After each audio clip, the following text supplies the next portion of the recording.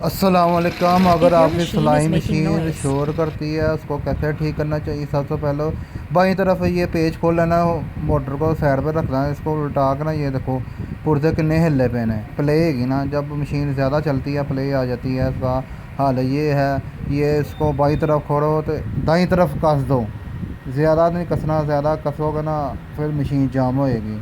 ठीक है ना, थोड़ा थोड़ा कसना है। उसके बाद ये सेंटर चेक करो, ये छोटे सेंटर का पेज है, इसको थोड़ा सा टाइट करो।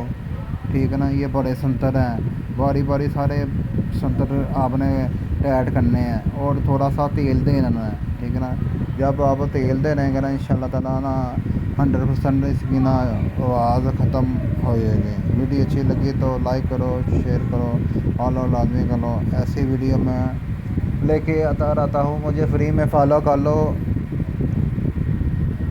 शुक्रिया।